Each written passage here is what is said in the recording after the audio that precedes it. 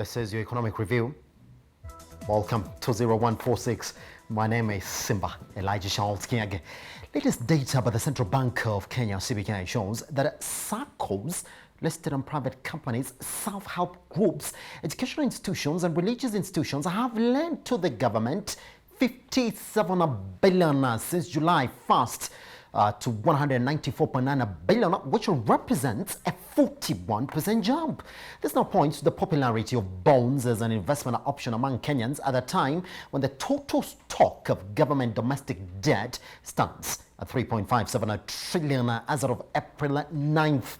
Now, the securities which most investors have run to during the pandemic are paying an interest rate of 7.1% short-term on the shortest tenure to 13% for long-term paper, which is well above the average returns from the stock market and the bank deposit rates. Now, for a long period, lending to the government has been always viewed as a segment for the large institutions such as banks and pensioner funds. Before we cross over to the panel that is joining us this morning, let's introduce that. Then let's look at exactly where we are in terms of public debt 12-month performance, and that's exactly where we are. You could actually see that growth rate vis-a-vis the value, and then make your conclusion on whether that is a healthy trend or not. But look at that growth value as from April 2020 and look at that value as well, then you will see exactly where that jump comes from. All right, total public debt all the way to May 2020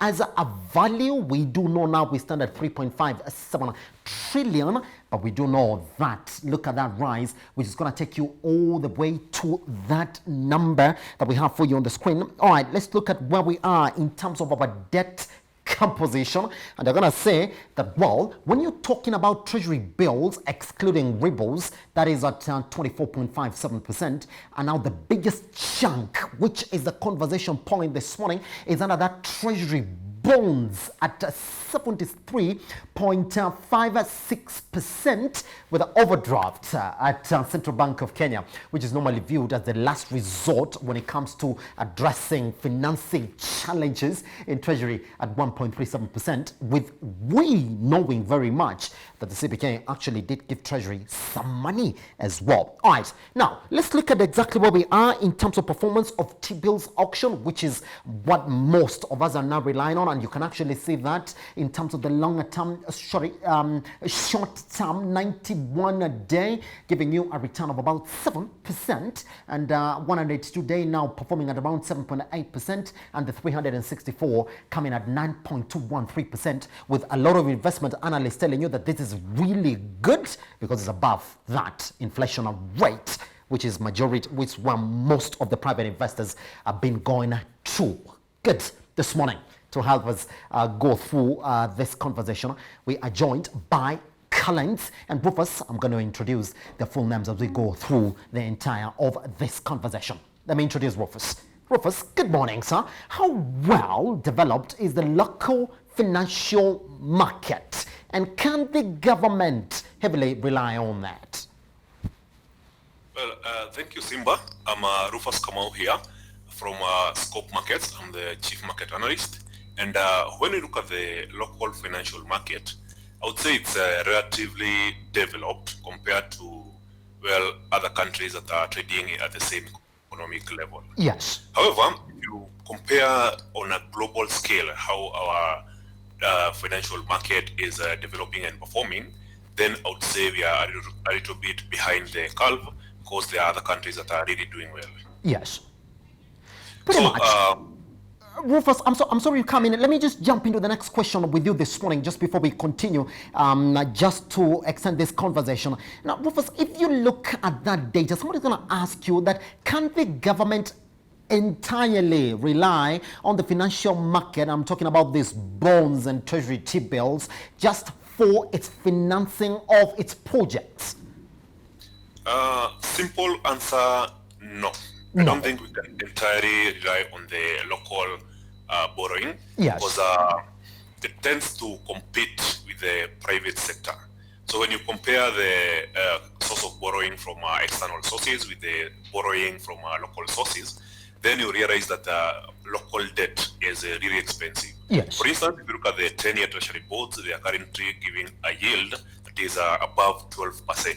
And that's really big compared to other countries.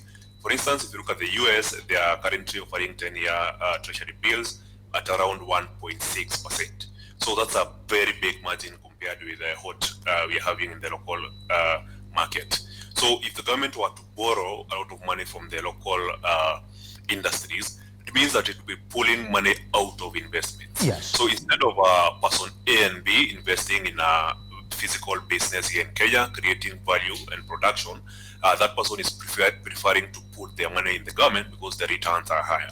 At the same time, if you compare with the local stock market, you'll notice that the average returns are much lower Yes. compared to the average returns that these bonds are offering. So they are very lucrative right now, and this is kind of having a negative effect to the Kenyan economy because people are preferring to invest with the government rather than invest in physical production. Pretty much. Collins, let's go back to that jump as well. I mean, when you look at it, we've been talking about how public debt has been an issue for our economy. But again, the data will show you that we've jumped 41% from what we were last year in 2019. So from what we were in 2019. Collins, what does it mean when we see that 41% jump? But again, when we are inclining to what the lending now is coming from private investment. We're talking about insurance companies. We're talking about self-help groups. We're also talking about insurance companies that are experiencing somewhat a 22.2% jump in terms of lending to the government. What does it say about the way in which we've been acquiring debt locally? Thank you so much, Charles, for having me. Allow me first to take these numbers right from 2019. In 2019, we had an increase to 115.5 billion of Yes. local debt. Yes. And this was coming from a over 2.3% increase from 2018. And so if you're looking at the numbers now, then it's telling you why the government is really looking into local domestic market. The banks last year pocketed at around 122 billion from government projects. So it's a lucrative thing. And this comes at the expense of really overcrowding the private sector, really overcrowding SMEs, and people who are key market sector players. They are being overcrowded because you cannot compete with the government. But the beauty of the government borrowing from the local market, which I think is a good thing for the government to borrow. The good thing is that you're borrowing in Kenyan shillings and you are repaying in Kenyan shillings. And the profit of this, the advantage of this is that the government cannot default in a local debt. They cannot default. They will always negotiate and the debt will local. So we are getting a lot of confidence from this. But this is coming at the expense of crowding out key sector players like the SMEs. Yes, So Collins, I'm sorry to cut you short. Yes, we keep on getting a feedback that keeps on falling in terms of your audio level. I'm sorry, let our team work for it in our office here as we get back to you on that. I would not like for us to continue with that conversation because you're really giving me some proper points on that. Let me jump to Sifuna. It did come out that we are now relying heavily on private investments just for the government. What does that trend really show you? That 41% jump all the way from 2019 up to where we are right now. Pardon? What does that 41% jump mean to you, especially when we're talking at that time when we've been saying, well, the government has been trying to manage its debt acquisition? So I think it's quite normal, especially considering the current situation that we are in right now. Since January through to March 2020, a lot of governments were forced to make a lot of adjustments in order to support the economies through the pandemic. So some of these adjustments have been happening in a similar manner across board. If you look at central bank, they've really lowered interest rates. If you look at Kenya, we are at a 9-year low interest rate of 7%. And this is really to support the economy, manage the COVID-19 situation. Yes. So there's a lot of stimulus packages that were implemented. For instance, here in Kenya, we have the tax cuts, the pay-as-you-earn tax was lowered in order to make sure that people have more money to spend spend and stimulate the aggregate demand and eventually raise the production in the economy as we continue fighting this COVID-19. So in terms of the 41% jump, Yes. I would really say that the economy is really strong. And when I say it's strong, I'm not saying it's performing really well, but I'm saying that it's really trying hard to maintain its growth, considering the COVID-19 regulations that are really hampering business. So in terms of growth, I would say that we need more incentives from the government in order to push us to the path of recovery. If somebody asks you this morning, Rufus, on what is the other side to that increased lending from private investors in the country, is there any other side that we need to look at it from this morning? Yes, absolutely. So in terms of the investor side, if you are an investor in the Kenyan economy, Yes. then it really bears some good returns considering that the government bonds are considered to be zero risk. Yes. So if you are to choose between several investment vehicles, let's say you are looking to invest in various shares of a company, you are looking to invest some proportion of your portfolio into government bonds, and at the same time, let's say you look at real estate and other investment avenues, then the government remains as the number one investment avenue in terms of risk appetite. Yes. So if the government bonds are zero risk assets, then it means that the rewards are really good compared with how other investment vehicles are performing. So if you are to invest in other investment vehicles, for instance, if you're investing in Safaricom shares, if you're investing in equity, KCB, then there's a chance that the company could make a loss or any of other open uncertainties that could happen in between the time you invest and the time you reap your reward. So when it comes to the government, the risk is much lower and the returns being high, it's really lucrative for you as an investor. This coming at a time, Rufus, when the government has been preaching the talk of SMEs and supporting SMEs at a time when we're going through the coronavirus pandemic. Did the government actively compete with the mass market in terms of getting these monies when you realize that this is when most of the businesses within the economy actually needed this money that the government is taking from the economy through floating of these bonds and T-bills?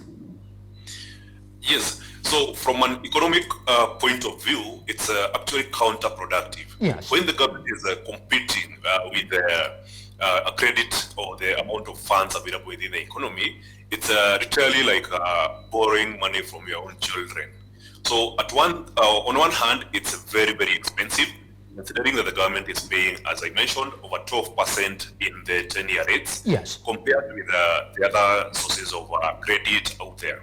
For instance, when you look at the other markets, that is the Eurobond, other external markets where government can source credit, then the credit is much, much lower, the interest rates are much lower, and also the repayment terms are very, very flexible. Yes. For instance, if you have a loan with the IMF, World Bank, then it's very easy to renegotiate your terms with the IMF, World Bank, extend it to a longer duration of time, and also pay lower interest rates. So borrowing locally is very expensive compared to externally, and also when you look at borrowing indirect competition with the SMEs, then it means that SMEs are left with less money to borrow. So right now, if you look at the Kenyan banking, if you are to walk into a bank right now, then it's very difficult to get credit compared to the situation we have where banks are preferring to lend money to the government compared to people. When you lend to the government will always pay, but when you lend to the people, then especially the SMEs, with the current existing conditions of the pandemic, then there's a very high chance that these muscles may be able to raise and repay that debt. Yes. So it becomes very discouraging towards the SMEs when the cost of finance gets higher. Pretty much. Rufus, just quickly therefore, just before we step on a break, do you expect that this trend would continue given the financing challenges that the government has right now with the COVID-19 pandemic? I would say that things are about to change, Yes. especially with the current progress in global vaccination rates. Yes. So vaccination rates are really rising. A lot of people are being vaccinated each and every day.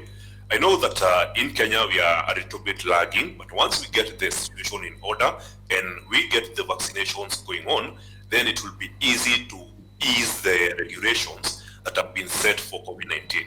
So once we remove the curfew, the travel restrictions, then business is going to pop up. Remember that the Kenyan economy is highly driven by the service sector. Yes. At the same time, you look at the SMEs, they are really robust in this country. So when things ease in, that is the curfew is removed, there's a lot of vaccinations, then we are going to experience some boom in terms of production, considering that the interest rates are still low, and also the young population of Kenya, which is basically 75%, that is under 35 years of age.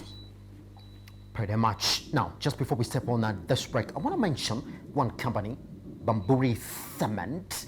But then, instead of talking about it, because we're going to talk about that once we come from this break, I will jump to how we closed trading yesterday. I'm talking about NSE top gainers list. Let's look at it this morning so we can actually tease the next conversation that we have for you once we come up from this break. And you will actually say, yes, if you could actually see that data now, good. They closed the day before yesterday at 38.05%. Now yesterday, they jumped to 43 and 15 cents. That is a 13.40% change in just a couple of 24 hours. We'll be telling you why that. We'll be asking ourselves the question, do we expect this trend to continue once we come here on a business